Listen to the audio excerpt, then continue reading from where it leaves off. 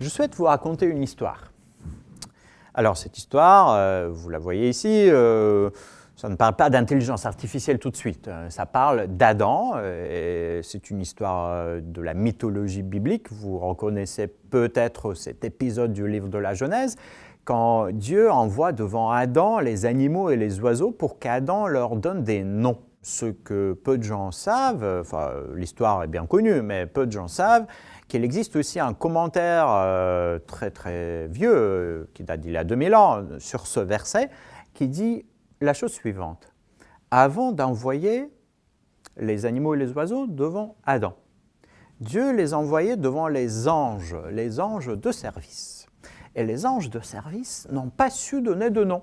Alors Dieu les envoyait devant Adam, etc. etc. Bon, comment peut-on comprendre ce commentaire, cette histoire ? Il faut toujours interpréter le mythe. Dans le mythe, les anges parlent la même langue qu'Adam. Et pourtant, les anges n'ont pas su donner de nom. Mais qu'est-ce que cela pourrait bien signifier ? Donc vous voyez, il faut toujours interpréter une histoire mythologique comme celle-ci.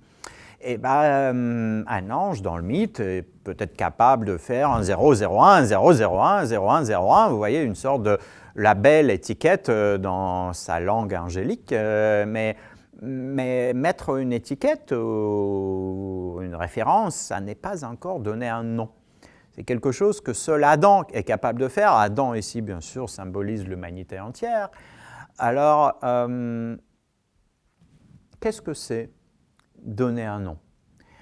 Je pense qu'on peut dire donner un nom, c'est un peu plus que créer une étiquette ou mettre un label. Donner un nom, c'est établir une relation avec autrui. Une relation qui passe par la langue, une relation qui n'est que linguistique là. Mais à travers cette relation, l'autre entre dans notre monde humain. Ce n'est pas son statut, comme on dit, ontologique qui compte. Ce n'est pas le fait que ce soit un animal ou un oiseau ou une machine.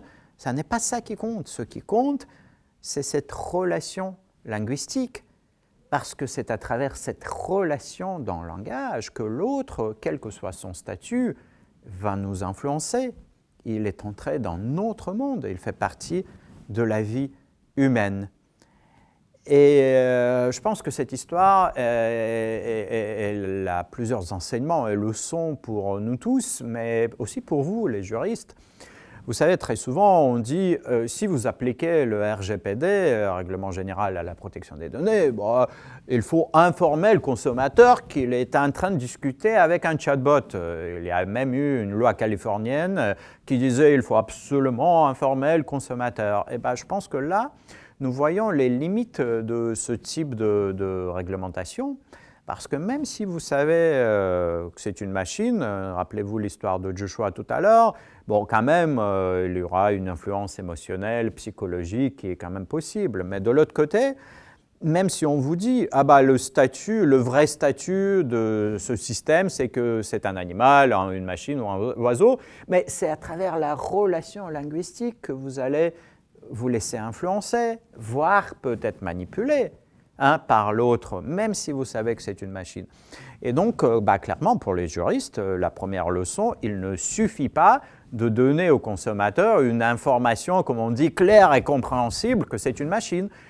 Il peut bel et bien savoir que c'est une machine et pourtant se laisser manipuler complètement. Donc, vous voyez, une des leçons du mythe.